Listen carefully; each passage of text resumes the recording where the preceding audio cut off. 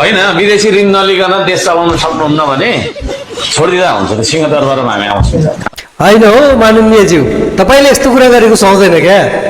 तपाईँ चाहिँ बिहान बेलुका सामाजिक सञ्जालमा क्युआर राखेर दुनियाँमा भएका नेपालीहरूसँग पैसा माग्ने, चन्दा माग्ने, त्यही चन्दा मागेर त्यो आफ्नो नगरपालिकामा अलिकति सानो पार्क बनाउनु भएको छ। आफ्नो घरबार बेचेर त बनाउनु भएको छैन होला पक्कै पनि।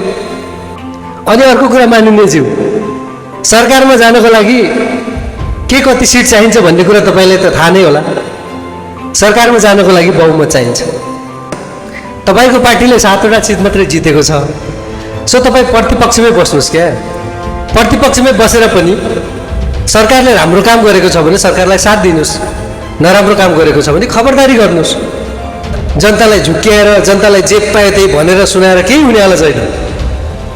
जनतालाई जे पायो त्यही भन्ने काम, झुट बोल्ने काम त चुनावी माहौलमा भनिसक्नु भयो भने तपाईँलाई पनि थाहा छ त्यो कुरा। तपाईँले आफै भन्नुभएको होइन, चुनावको बेलामा त मान्छेले जे पनि भन्छ, त्यो कुरा त तपाईँले आफै स्वीकार गर्नुभएको छ नि त।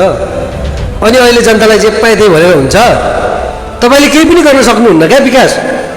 सरकारले गर्ने हो, सरकारमा तपाईँ हुनुहुन्न नि। सो तपाईँ केही पनि गर्न सक्नुहुन्न।